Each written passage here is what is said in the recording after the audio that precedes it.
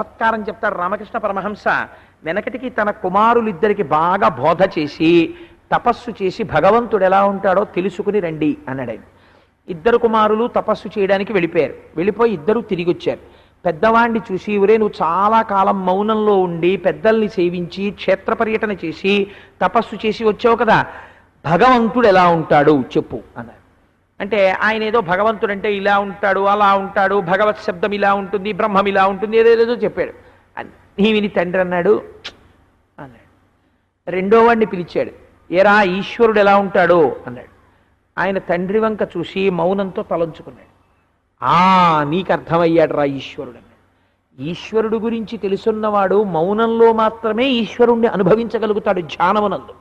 కాబట్టి ఈ శరీరమును మీకు ఇచ్చినది ప్రయత్నపూర్వకముగా దీని మూలస్థానమును అన్వేషించడానికి ఇచ్చారు.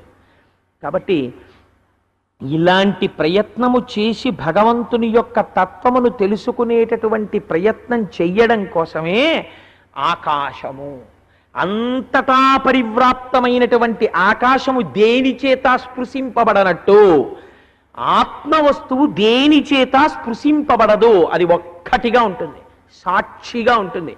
అటువంటి ఆత్మని తెలుసుకోవడానికి ఈ శరీరమును ఉపయోగించుకోవడం ప్రారంభం చెయ్యి.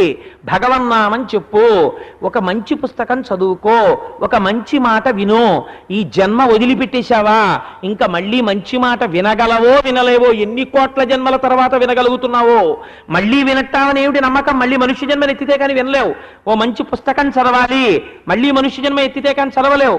మళ్ళీ ఒక నామం చెప్పాలి, మళ్ళీ మనుష్య జన్మ ఎత్తితే కానీ చెప్పలేవు. కాబట్టి తస్మాత్ జాగ్రత్త జాగ్రత్త. ఇది చెప్పడానికి ఏ సంస్పర్శ లేకుండా, ఏ భయము లేకుండా, ఆకాశము ఖండములు కాకుండా అలా ఒక్కటిగా ఉన్నది. ఉండడానికి కారణమేమి, అలా ఒకటిగా ఉండుటలో దానికి ఏ భయం లేదు. ఇటువంటి స్థితిని పొందడానికి నేను ఆకాశమును గురువుగా స్వీకరించి తిని. ముక్కలైనట్టు కనబడుతుంది కానీ ఒక్కటిగా ఉంటుంది, ఇంతమందిలా కనబడుతుంది కానీ అది ఉన్నది ఒక్కటే బ్రహ్మ.